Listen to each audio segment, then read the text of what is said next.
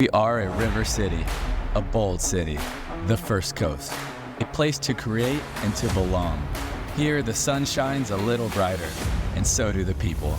We share a love for our region, a pride for Jacks, and a passion for the beautiful game, dedicated to giving everyone a sporting chance. Together, we will elevate soccer and sport in our community by lifting every voice. We are Sporting Club Jacksonville. We are Sporting Jacks.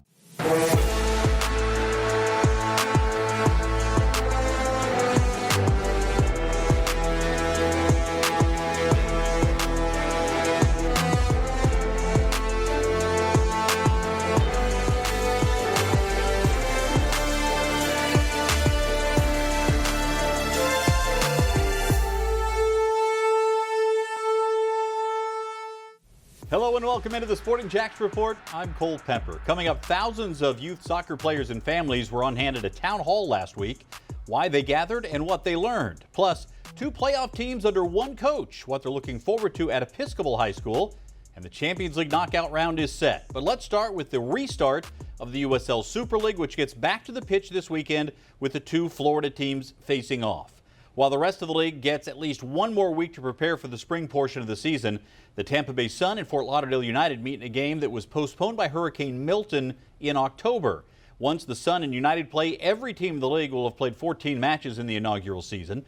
The past month and a half has offered a chance for teams to recuperate and also to retool with some mid-season moves. One of the intriguing things that is certainly to follow is the player movement in this interim period. As the NWSL season ended, there were some players who became free agents and signed with USL Super League teams. But there were more intriguing additions coming straight from college, including the former Texas Longhorn Lexi Missimo, who signed with the Dallas Trinity. With no draft anymore in professional women's soccer in this country, players are free to choose their pro clubs as soon as the college season concludes. Missimo is the all-time leader in goals and assists at Texas. Going to be intriguing to see how she impacts the Super League this season. Hey, Becky Burleigh joined us now right here in studio. Woo! Great to see you. That's right. Usually we have Becky virtually with us, live and in person right here. Becky, how much of a difference do you expect to see from these teams after these mid-season moves? I think there's going to be a significant difference, and where that translates into the standings, we don't know. But in terms of the pickups, I mean, there's been a lot of movement, and I think that's going to show. All right, Becky, thank you. More from you coming up in just a moment. Now let's welcome in Mauricio Ruiz. Mal, you never know how a team or a league is going to behave until you get through at least one cycle. We're through less than a full cycle with the Super League. What have we learned?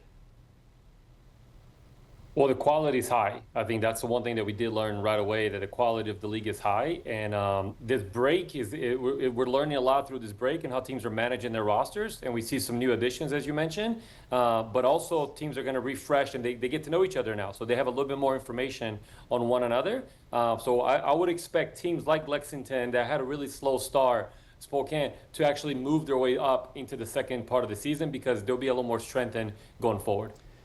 All right, good stuff there. Let's shift our focus from the Super League to the Champions League for the moment, Mauricio. The new format includes 16 teams earning a chance to advance to the round of 16, while 8 gained automatic berths. We now know the matchups for the two-legged playoffs. Let's take a look here.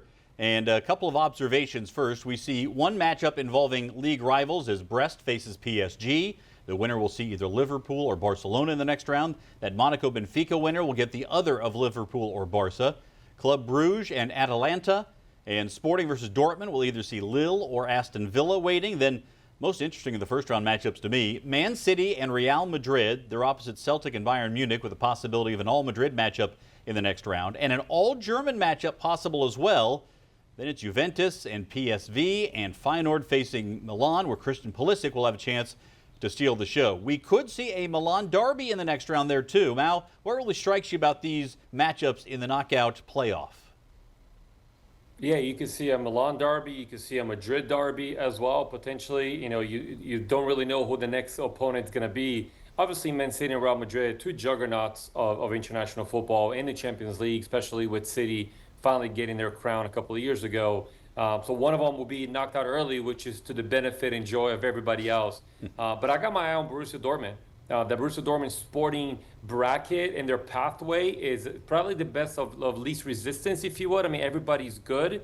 But if Borussia Sporting can get through, and I would think Borussia a little bit more seasoned in the Champions League, they got Aston Villa or Lille. Not easy opponents by any means. No one's easy, but probably a better route than many of the other ones.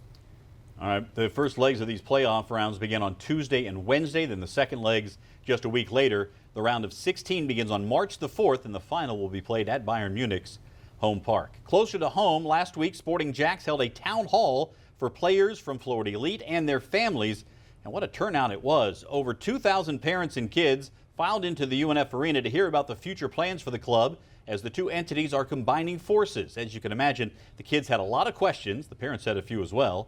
Sporting Jacks shared some information about how things will be operating going forward. There was a lot of excitement in the building, and they heard from one of the owners of Sporting Jacks via a video message. What's up, everybody? I'm Tim Tebow, and I am so excited about the partnership and the merger with Sporting Jacks and Florida Elite. Florida Elite has had such an amazing reputation and focus on excellence in the community and impact for so long, and we're so excited to bring everybody together in one family. And we're also so excited about the pathway all the way up. We're so excited about working together and the opportunity for everyone in Northeast Florida that they get to love what they do and have dreams in front of them and go pursue it with elite passion, elite excellence, and an incredible community behind them. We're so excited. So I want to say hey to all of the athletes, all the players, all of the coaches, all the parents. Thanks so much for being a part of this amazing community, a community that's so near and dear to my heart. We're so grateful for this opportunity. God bless and hope to see you soon.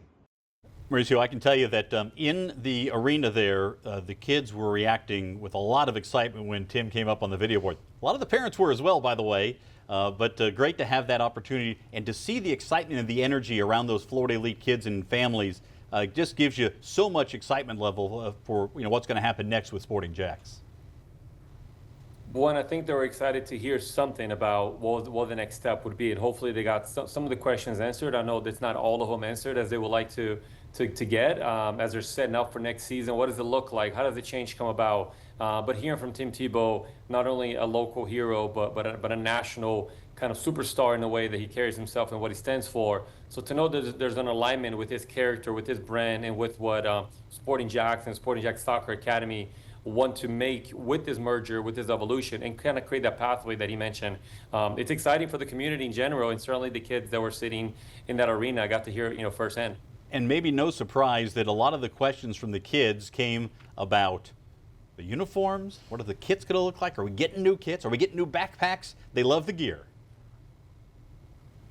Well, and they were probably hoping that Tim Tebow will maybe make an appearance in goal potentially. And we know he's a superstar athlete, not just in one or two sports. And I'm sure he's going to have his moment to maybe save a PK of a local player or something like that. But the gear, right? Like that's the brand. That's what they want to see. I know they got a sneak preview of it before. But we're excited about, we're building the gear right now for the men and for the women and for the academy, and I'm sure they're going to be really happy with it. Yeah, and we're going to be excited to be able to roll out all of that here in the coming months for everybody, not just folks at Florida Elite, but for the entire community to see what the brand is going to look like on the field, on that kit, as we move forward for the first USL Super League season and everything that happens between now and then. Time now for Mauricio's Corner, and this week we're going to talk about one of the biggest stars in the world, and that is Neymar, who previously played, of course, at Barcelona and PSG. Most recently, he was playing in Saudi Arabia at Al Hilal, where he was reportedly set to earn 160 million euros per year. But he ducked out early, and now, Mauricio, he's heading back home to Brazil. Was this a surprise? I think he was, because if you follow the pathway and the choices that he has made, obviously he started at Santos. He's a superstar. I remember him when he was 17 years old. Unbelievable, lights out, no-brainer. And then he finally goes to Barcelona, which is the right choice. But he was playing under the shadow of Messi, and that's not a bad thing. But he wanted to kind of curve his own pathway. So he chose PSG as a money that seemed like a money move. And then again, he chose Al Hilal, what it seemed like a money move. So for him to go to Santos is not a money move. It's a 6-month contract. He's trying to get healthy again and play. He actually debuted just earlier this week, and he said he felt good. But he's trying to break back into the Brazil national team. He's 33 years old. He wants to play in one more World Cup. It's probably all he has left with the way he kind of looks after his body, injury prone. So it's a surprise move, but in a good way. It's a good surprise because that makes a lot of sense to go back to a place where they care for him, where he was really kind of built up. His dad, his grandfather, I mean, they're Santos fanatics. So it does make a lot of sense on the footballing side, which is a bit of a surprise because ultimately Neymar has not made great moves footballing-wise previously. Of course, Santos also famously Pele's club in Brazil, so there's a lot of history with that club. So this is not, in your estimation, going to be his last club stop. This is sort of a pit stop, rejuvenate, and then figure out what comes next. Oh, absolutely. I think he has made it clear that he wants to get healthy first and foremost. He wants to get playing time, but he wants to get back into the highest possible competitive environment. And there'll be a lot of suitors, whether it's back in La Liga, or whether it's in the EPL. I mean, a lot of teams will be interested in the best version of Neymar. They won't be interested in the showboating, falling on the ground version of him. Hopefully that's behind him. This injury maybe has humbled him quite a bit. Going back home, you mentioned obviously famous Pele. Pele's number 10 jersey, which is an iconic jersey, has been retired. No one has been able to wear Pele's jersey for quite some time since Pele passed away a few years ago. Well, they made an exception. And Neymar will be wearing the number 10 Santos jersey, which is the locker room and the jersey have been retired. So what an honor for a kid that's really transcended Santos football since the likes of Pele and Robinho and many others. And hopefully he can bring a little bit glory back to that club, which has been down in the second division, to be honest. So they just got promoted back again. But I don't anticipate this him being his last stop. That's a huge honor for Neymar, no doubt about that. All right, Mauricio, more from you coming up. In just a bit, we will hear more from Mauricio Ruiz. Come join Sporting Jacks at the Riverside Craft Beer Festival, Sunday, February 23rd, under the Fuller Warren Bridge. More than 100 local and national craft beers, food trucks, a cornhole tournament, and live music. The festival opens for general admission at 1 p.m. with VIP starting at noon. For tickets, go to riversidecraftbeerfestival.com.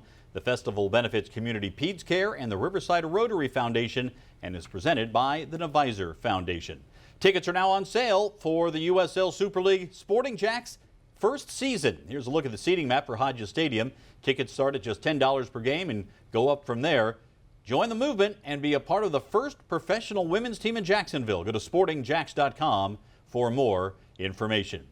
Still to come, more from Becky Burleigh. We'll talk about what to expect in the second half of the Super League season and what Sporting Jacks fans should be watching for. That's next as the Sporting Jacks Report rolls on.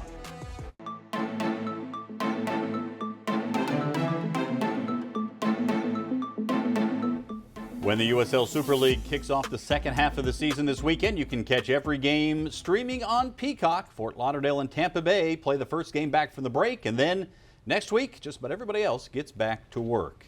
There are more moves to discuss in the USL Super League this week. Lexington has signed former Arkansas forward Kate Doyle. She scored 7 goals last season with the Razorbacks. Before that, 16 goals for Gonzaga, ranking in the top 10 on the school's all-time list. DC Power has signed Wake Forest midfielder Emily Colton. She started her college career at North Carolina. She's just 21 years old, but was a standout for the Demon Deacons, scoring 4 goals and 6 assists in 16 starts. That included the only goal against number 1 ranked Stanford in an upset win. She has experience on the U.S. under-20 women's youth national team as well. More signings coming from the college level and some moves on the pro level too. DC Power transferred Jorian Balcom to Fort Lauderdale United. The first player signed by DC scored 1 goal. That was the first goal in club history.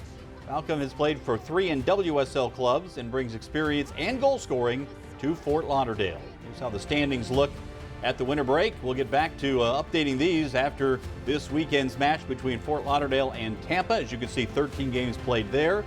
But Brooklyn, very strong first half, a 6-point edge at the top of the table. The top 4 teams in the USL Super League standings will advance to the playoffs. And we now welcome back Becky Burleigh.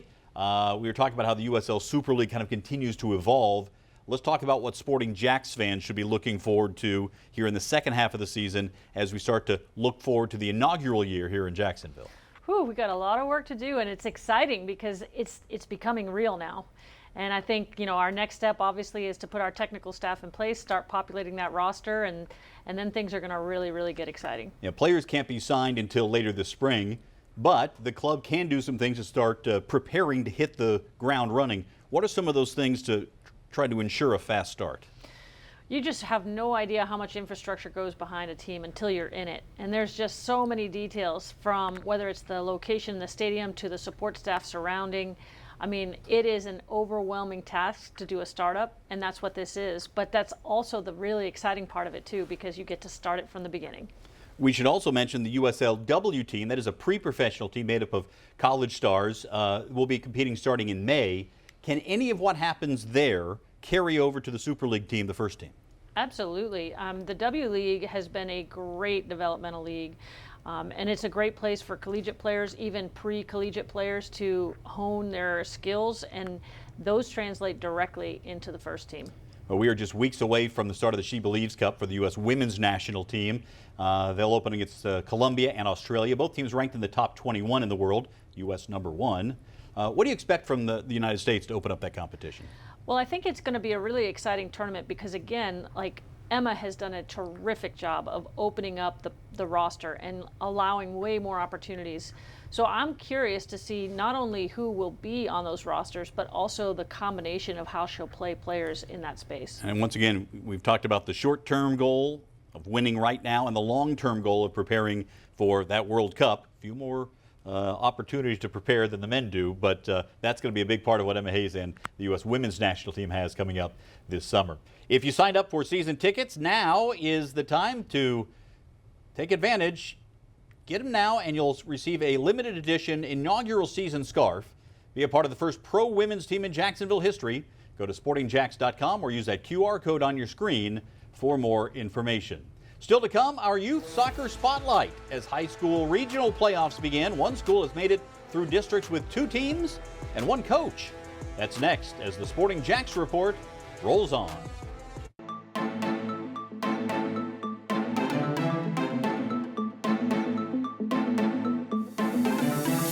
In the coming months, Sporting Jacks will be unveiling the inaugural kit. You can already get official Sporting Jacks merchandise, from shirts and hats to sweatshirts and scarves. Head to sportingjacks.com/shop or hit that QR code to get your official club gear today. Time now for the Youth Soccer Spotlight, presented by the Bearded Pig Barbecue. Soccer regional playoffs are getting underway this week for both the boys and girls teams at Episcopal. It's going to be a big night on Tuesday. Both teams are hosting playoff games on the same field. The girls host Newberry at 5:30, and the boys face Taylor County at 7. Could be one of the biggest days in Episcopal soccer history. Amazingly, both teams are coached by Jay Bolt, the former Bulls and UNF star, also played professionally for the Charleston Battery. It's the second year that he's managed both teams, and it seems to have created some strong ties between the boys team and the girls team. Well, I think the common misconception is that this is not a one-person job. Obviously, we got a lot of coaches out here today, but it would be impossible to not have our whole staff and what everyone brings to the table. So we have Tyler and Matt on the boys' side, and Casey, Harold, and Riley on the girls' side, and really it's obviously takes more than one person, and we plan practices and delegate different responsibilities. So it's not easy all the time, but it definitely helps to have more hands on deck. My final year as captain, senior year, of course, and I think it's like now or never, type of thing. So we really have to just really bring it as far as we can, because won't be on this team anymore. You just really have to bring all that intensity up, bring all that energy, that passion that we all have inside of us, and just make it as far as we can, because I know this team is really good. I know we can definitely make it far. So we definitely had some changes coming into this year. We lost 8 seniors last year who've been part of the team. We were all on the same team since we were freshmen, so 4 years. This year it was definitely a little bit more challenging. We had a bunch of new players, but we once again came together, especially this group of seniors who have been playing together for so long, and kind of just found a new way to bond and work together. All right, Mal, let's first talk about the challenge of coaching 2 teams at the same time and doing it well. Pretty impressive by Jay Bolt. It's impressive, but it's not surprising. If Jay carries the same attitude he had as a player into his coaching and leadership, it's not very surprising. And it's not surprising that they are where they are, because I've had the pleasure to coach against J-Bo for 4 years while he was at UNF and I was at JU. I've also got to coach J-Bo when he was only 13, 14 years old. And his mentality, his winning mentality and desire just to be better and outwork everybody was impressive then when he was a teenager, and he stayed on through his college years. And I'm sure he's taking that into his coaching career. So once again, it's impressive, but not surprising, knowing who he is. Yeah, you talked about that winning attitude. The boys team hasn't lost since December 12th. The girls have only one loss in the new year. And you love to see those two programs really feeding off one another as well. Well, but that's what happens. That's culture. And that's, they look across whether they train before or after one another or at different times. Those are bragging rights. And if the boys are doing well now, the girls will do better later. And they want to continue to push each other. But they also want to continue to support each other. And that's what happens culturally within a program. When you create that winning mentality, it just feeds off of one another. So it's great to see that they're both succeeding at the same time. It'll be great to see how they continue to do in the playoffs. All right, good stuff, Mal. More from you coming up in just a bit. Hey, be sure to join us every Tuesday night at 6 on 1010XL. It's the Sporting Jack Soccer Hour on 1010 AM. Mauricio, Becky, and I, we have guests from around the local soccer world. You can also listen online or on demand at 1010XL.com. Still to come.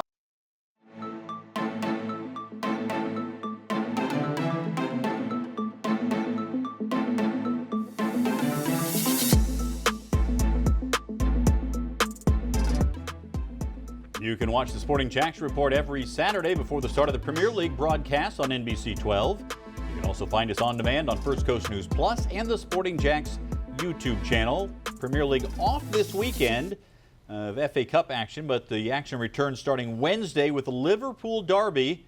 Everton hosting the league leaders. What a great traditional rivalry, and an Everton upset at home would be a massive win for the Toffees. And Mal, this will be the last match against Liverpool in Goodison Park, as Everton will move to the new stadium next season. There'll be a lot of emotion in this one. There's a lot of emotion, but they want to make sure that they are keeping their bragging rights as best as they can. They won their last game against Liverpool, 2-0 in the Premier League, and being the last game, that they want to make sure that they continue that tradition going at Goodison Park. And no doubt. All right, Mauricio, thanks so much. Becky, I know you'll be looking forward to seeing. We got Champions League, FA Cup. All of this action, so much soccer right now. It's a smorgasbord for soccer fans. Hey, this is a great time to be a soccer fan. There is no doubt about that. No doubt about that. Hey, be sure to keep up to date with everything that's going on with Sporting Jacks on our social media channels. You can follow us on those handles as you see. For Mauricio Ruiz, for Becky Burleigh, I'm Cole Pepper. Thanks for watching the Sporting Jacks Report.